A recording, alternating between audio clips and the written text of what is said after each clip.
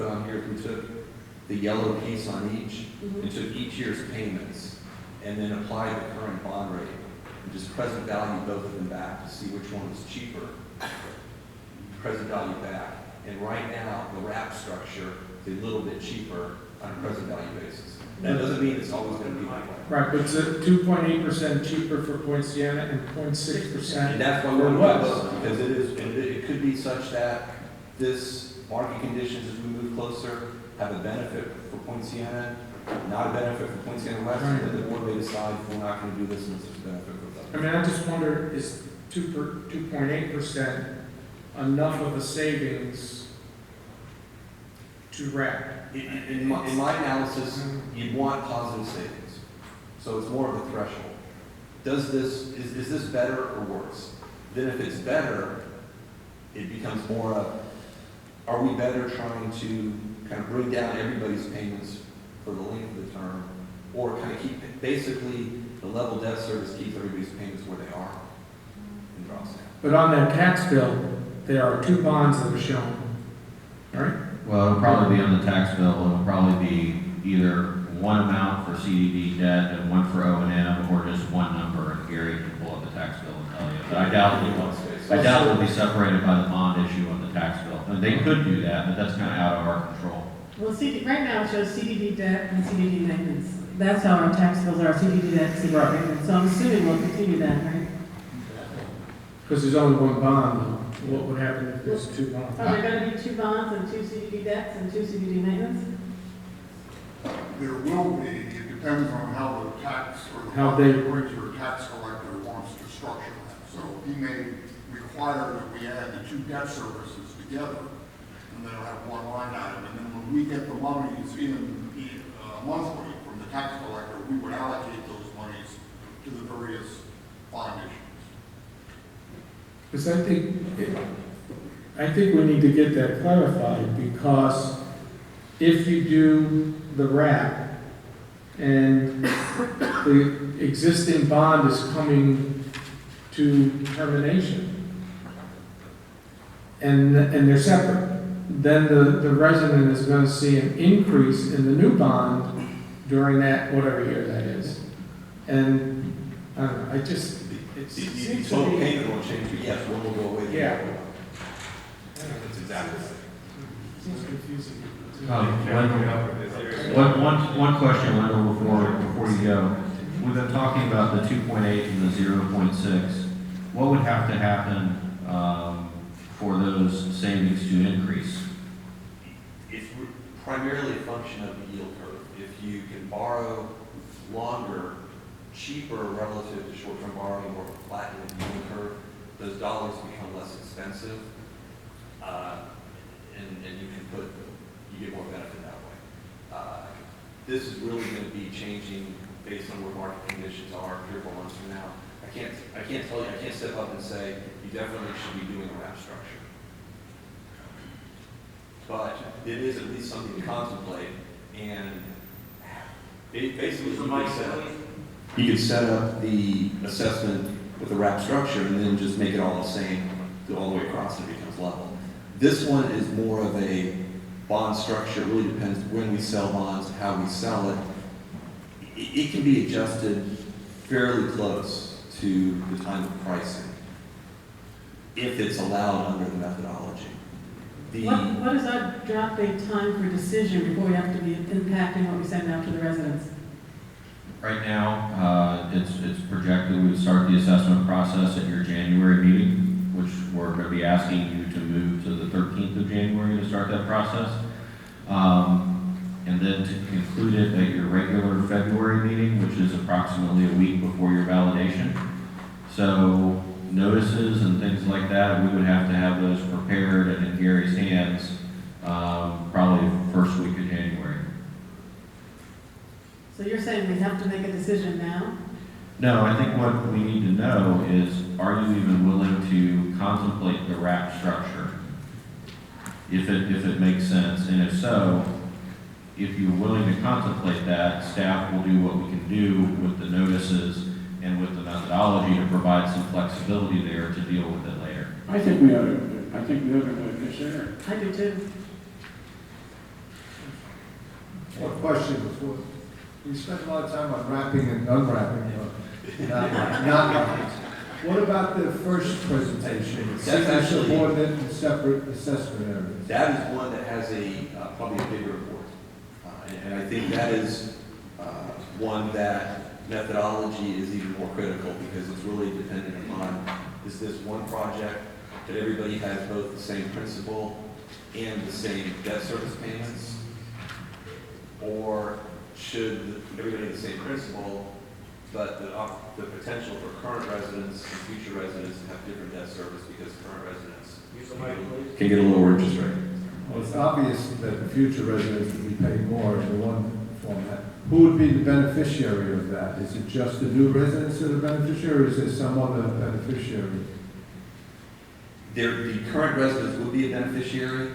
I can't tell you what other beneficiaries might be. The times I think this might be useful is when you get down to final structuring with AV Homes and you're negotiating out and you want something from them and they want some ability to recoup it. This might be the path that gives them at least some ability to do Well, that. it seemed that the separate assessment areas will be closer to the kind of structure we've had purchasing so far, which each phase had a different membership fee.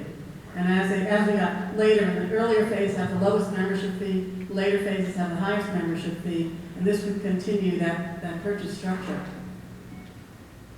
Am I understanding that correctly?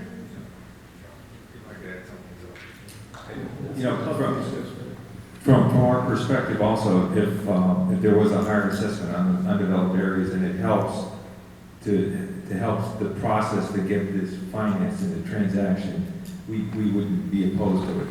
You know, knowing that historically people that have bought years ago, there is a benefit, you know, and it's the same type structure, so it's Yeah, so I it's a new understand that cost. correctly. Yeah. So again, if it helps the existing residents and it's gonna help to be, we'll call it creative financing or make it better with substructure, we wouldn't be opposed to it. Would you pay it down to the same level?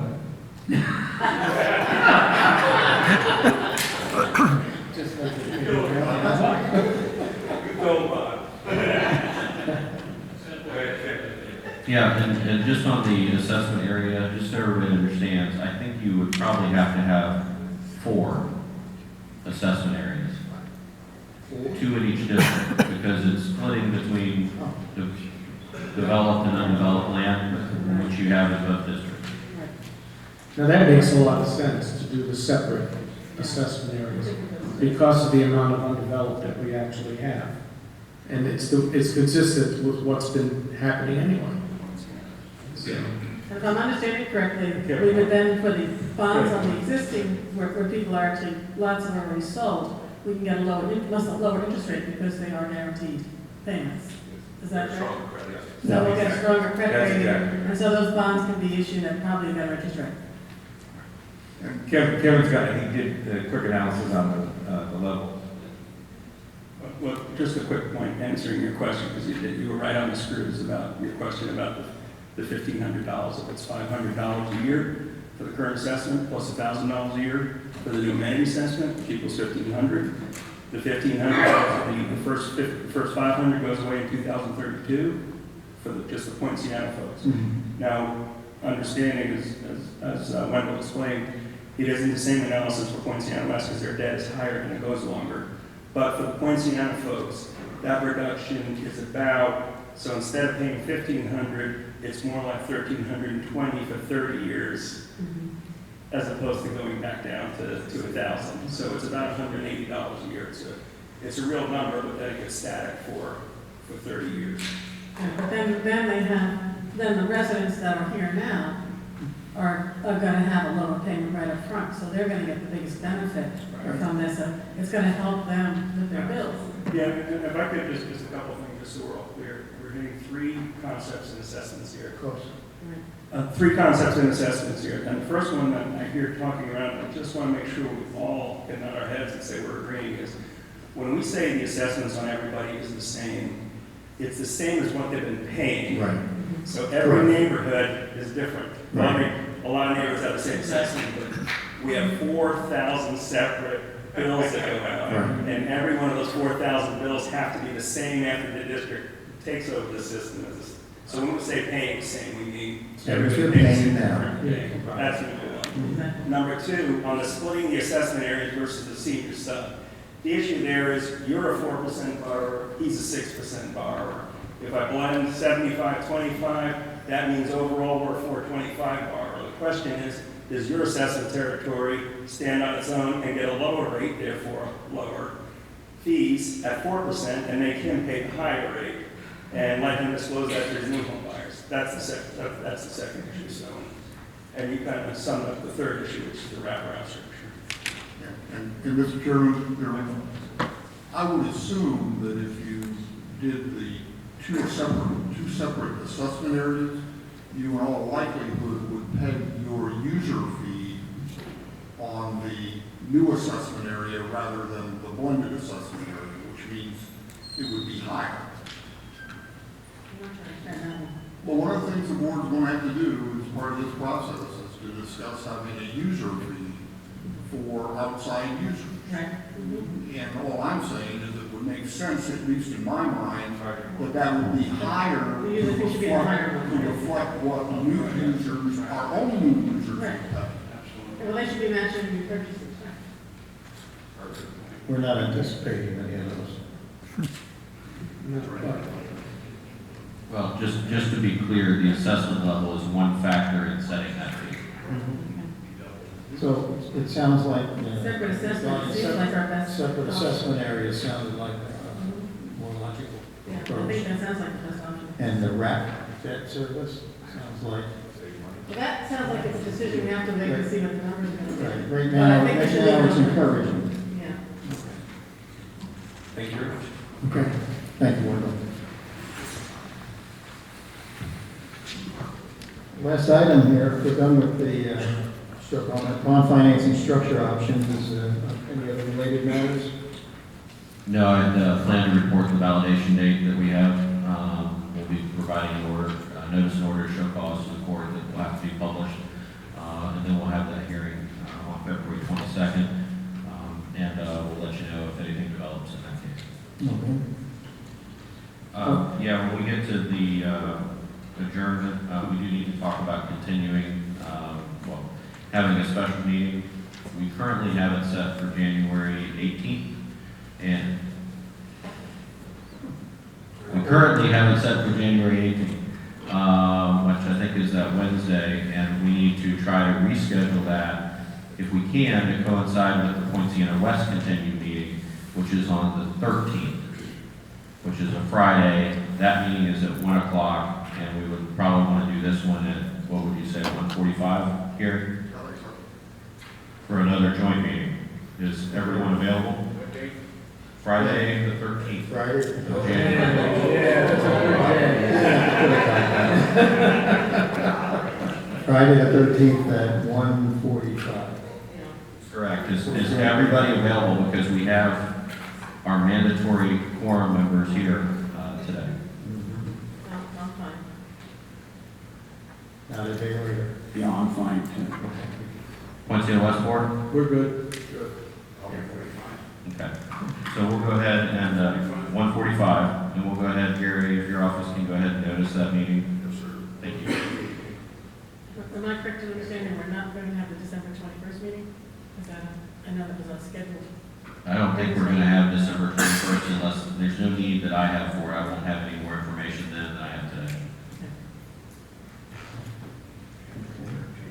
Yeah. Okay. Any other issue? Nope, just supervisor comments. Okay. Supervisor comments? Anybody? None? None. None. Okay, we're good. Well, I wanted to ask a question. Have we begun public records assimilation? We have, when we get a public records request, we promptly respond to the person requesting the records. That we have a process we go through that has been forwarded to our records custodian, which is, in the district manager's organization.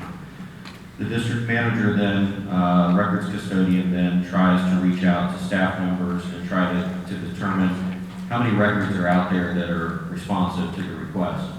In this particular request, it was interpreted as being very expansive because it, instead of saying, for example, this is not in the request, but for example, please provide the budget for last year. Okay? That's one document that's pretty easy to respond to. The request we got was, please provide all documents related to the budget, which is everything you see in your agenda packages. It's how those are calculated in terms of when we get invoices in. It's very expansive. And so your district manager told everybody, we provided the number of hours we think it's going to take for us to produce the records. Your records custodian, in accordance with the district rules, then sent a letter to the requestor saying a special service fee estimate in the amount of $1,555 would be required for the district to actually go ahead and start compiling these records. That is significantly less, by thousands of dollars, of what it actually will cost the district to go and pull all these records. Okay? So, we've provided that, the district managers provided that. As of the last time I heard from the district manager, they had not heard anything back from the requester. Okay. So until we receive a payment, we're not doing anything else on that issue. Okay. Anything else? Any other supervisor comments, issues? Okay. Move on to the next item. Audience comments again.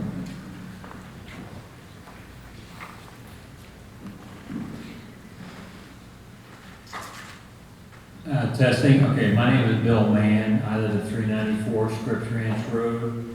Two things come to mind. The validation date has been set, and you mentioned that the earliest you could sell bonds would be 30 days. Is there a latest date that you must sell bonds?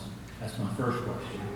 Second question. I forget questions if people do more than one at once. Sure. So, the answer to your question is not really, but if somebody came to me with a 40-year-old bond validation judgment and asked me to go ahead and sell bonds tomorrow, I would say, I think we ought to go back through validation. So certainly at some point, your counsel may say that's stale, or your bond counsel may say, but if for some reason we didn't sell bonds for another year or two, that validation judgment would still hold true. The other question I have, I moved in here 9 years ago, and the restaurants were being run by AV Homes. And about 2 or 3 years in, I guess they lost $500,000, and that increased our dues in one particular year. And then I guess eventually, I don't know what year all this happened, they changed over to the lease arrangement where the restaurant company leasing the facilities, if they lost money, it's their tough luck.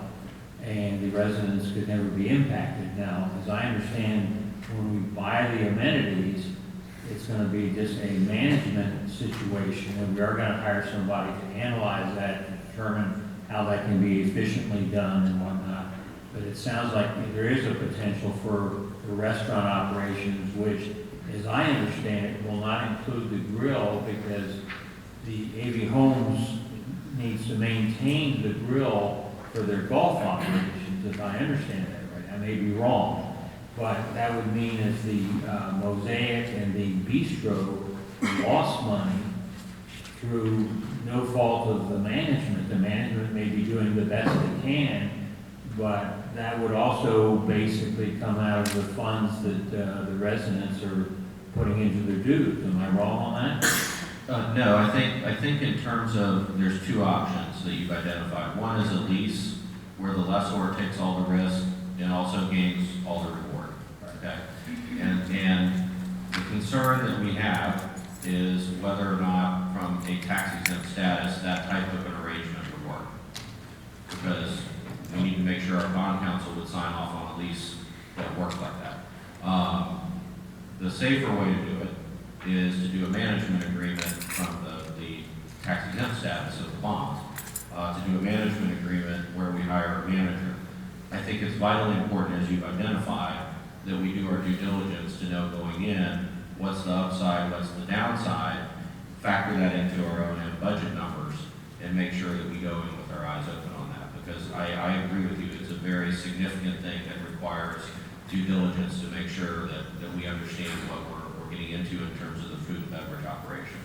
Well, from my standpoint, I'm just talking for myself personally, it'll be hard, I think, to convey the information to the residents who were here when our dues got raised, I think, $12 a month, and to say, okay, we, by law, to issue tax exempt bonds, we're better off with a management agreement where there is potential loss, as opposed to the lease agreement, which we have now, which I think people feel more comfortable with. But if the law says if you sell tax exempt bonds, you're more likely to get approved if you have a management agreement. They need the residents somehow have to have a good understanding, that's why. Not because we want to put the risk over onto the residents, but because they issue tax exempt bonds at a lower rate, they're going to actually save money, but there may be a potential of loss. I think this is going to continue to be a discussion item for us to work through, but you raise a very important point. And again, I mean, if there's a lease structure that our bond council will approve that holds the residents harmless, we can certainly look at that. But I really would like an expert in the restaurant area to say, based on all my knowledge and what I've seen here and we're looking at past records, this should be a profitable enterprise. And if we're projecting it should be a profitable enterprise, I would think the residents would want to take that profit to reduce their O&M assessments. So. Okay, that's the information the residents don't have yet, because you don't have it. No, I don't have it. I don't have it, but it's a very good point, and it's something we're going to be looking into. Okay, so if the company coming in analyzing the operations say, at best, this may be a break-even proposition, then more discussion has to be made at that point. That's correct, because certain assumptions were made in terms of what we have in the contract now. So yes. Mr. Mann, I would suggest that when we get to that point, you come back and keep asking the questions. I will certainly do that. I'm a CPA, so I have a little more financial knowledge than maybe every other resident. So. No, thank you very much. Thank you, Mr. Mann.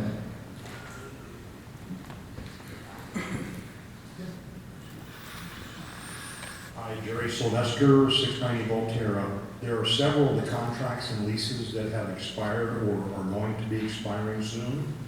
So have you entered into any agreement between you and AV Homes that they will be held or you'll get involved? The one that comes to mind, which is important to me, and that's a $15,000 commitment on driving boats. That expires February of next year. Yeah, that, $15,000 for driving boats. Yeah, that was one that stuck out in my mind. That was the one Also. that AV Homes got publicity that they went ahead and leased them for the residents. They are in our club use. to answer your question, that would be treated the same as any lease, in that this board would decide whether or not to accept or reject an assignment of that lease to the board. But is that interaction going to happen before a lease is signed? Yes, you said February of 2017? Yes, that's when it Yeah, expires. if we don't close by then, I think we're gonna be having a conversation with AV, of you guys need to go month to month on this until we can get this transaction closed. And as I've been involved, HOAs, club, everything seems to be coming together under our soon-to-be. I don't know about HOAs. I know it's down the road, but there was an RV park facility just being built for the residents to be charged for RV storage. Has that come up in any of the discussions, whether that'll be part of the amenities being turned over? It is not part of the amenities that will be. And will not. It is, no, it's not in the contract, and nobody's asked me to add that to the contract. Thank you. Okay, thank you. Any other audience comments?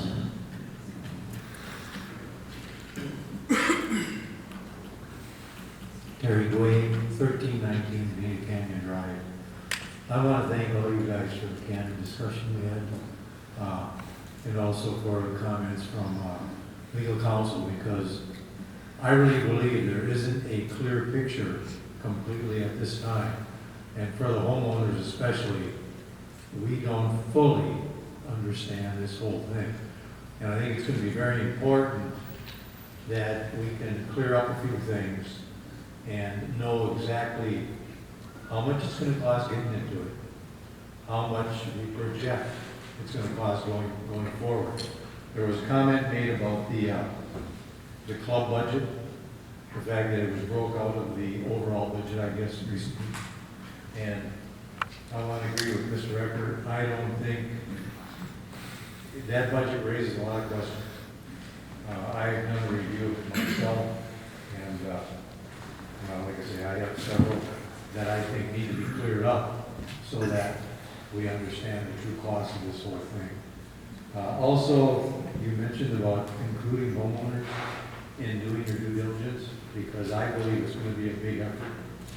I'm going to throw my name in the hat, because I've been looking at documents, trying to decipher it and get a true picture. So I would gladly help out, because I think it's going to be a good thing for all of us.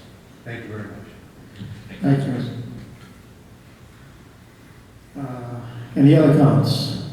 Okay, being none, moving on to the next item, which is adjournment for Poinciana CDD. A motion to adjourn. So moved. Have a second? Second. All in favor? Aye.